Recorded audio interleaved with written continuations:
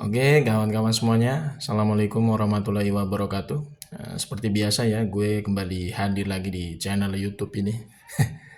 Seperti biasa ingin sedikit mengulas ya berbagai macam keanehan dari riwayat pendidikan akademik dari Muki Dipeko Sontoloyo ya, yang akhirnya sekarang sudah kembali muncul ke permukaan terkait dengan kasus ijazah aspalnya yang sebenarnya sudah lama ya dibahas ya, terutama waktu Bambang Tri dan Gus Nur itu ya pada tahun 2022 itu mengadakan sebuah podcast gitu ya.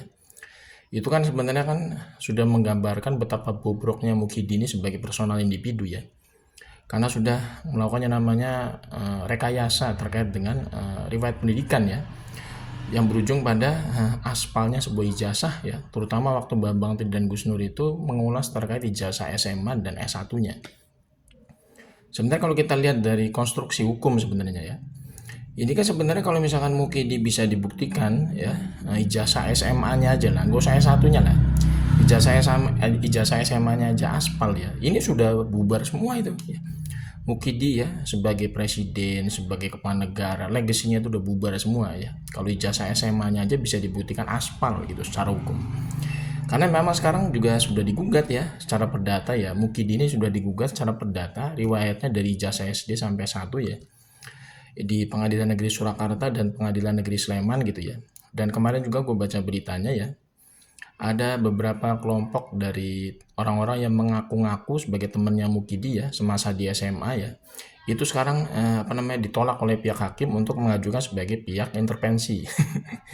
Ya itulah ya, kalau misalkan orang yang sebenarnya tidak bisa membuktikan ya terkait dengan keaslian ijazahnya Mukidi ya, itu memang harusnya sudah tidak berhak ya ikut dalam pembelaan Mukidi di pengadilan ya. Hakimnya ini menurut gue bagus ya, Hakim Pengadilan Negeri Surakarta bagus karena menolak orang-orang yang mengaku-ngaku sebagai temannya Mukidi semasa di SMA itu ditolak sebagai pihak intervensi ya pada sidang perdata di Pengadilan Negeri Surakarta. Dan gue berharap nanti putusan resmi dari Pengadilan Negeri Surakarta secara perdata itu ya boleh dibilang sudah bisa menjatuhkan vonis ya bahwa Mukidi itu ijazahnya aspal, dan pihak penggugat itu ya yang diwakili oleh Dr. Muhammad Taufik itu bisa memenangkan semua perkara dan dalil-dalilnya semuanya diterima oleh pihak hakim ya.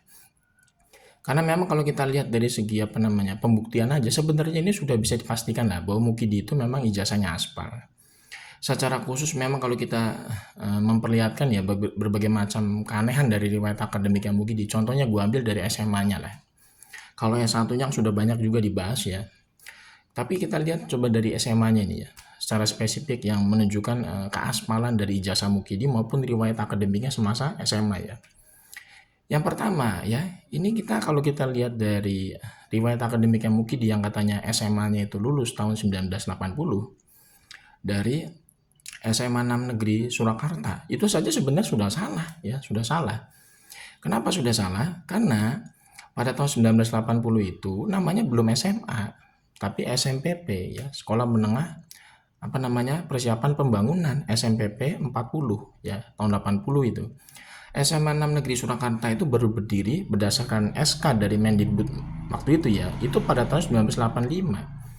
Jadi Mukidi ini sebenarnya udah salah ya kalau misalkan dia dikatakan lulusan SMA 6 Negeri Solo. Karena kalau mengacu pada lulusannya tahun 80 atau 1980 ya, itu harusnya dia lulusannya SMPP 40 dan itu harus tertulis di ijazahnya yang masih dalam bentuk STTB, surat tanda tamat belajar gitu ya.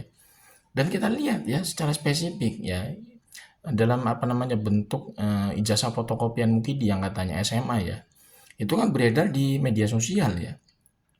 Di situ diterangkan ya pada surat tanda tamat belajar Mukidi yang katanya itu lulusan SMA 6 Surakarta. Di situ saja sebenarnya sudah banyak keanehan gitu. Pertama dari STTB-nya itu mungkin itu diterangkan di situ katanya setara dengan sekolah menengah umum tingkat atas. Itu aja sebenarnya udah terlihat sekali keaspalan ijazahnya dia yang selevel SMA itu. Karena kalau lulus tahun 1980 itu harusnya SMPP, Sekolah Menengah Persiapan Pembangunan dalam keterangan STTB-nya, bukan sekolah menengah tingkat umum atas gitu ya. Kemudian yang paling membuat kita semakin yakin keaspalan dari ijazah Mukidi yang katanya selevel SMA itu pada cap stempel ya. Jadi cap stempelnya Mukidi itu yang ijazah SMA-nya itu ya, itu kan beredar luas di mana-mana ya. Itu ada cap stempel ya tertulis SMPP 40 dalam kurung SMA 6 Negeri Surakarta. Ini aja sebenarnya kalau dalam proses administratif ya berupa cap stempel ini nggak benar ya, nggak benar ya. Mana ada masa tahun 80 itu bisa muncul yang namanya cap stempel SMA 6 Negeri Surakarta, pada tahun 1980 itu belum dikenal SMA 6 Negeri Surakarta karena munculnya pada tahun 1985. Harusnya yang benar cap stempel itu adalah SMPP 40 gitu kan.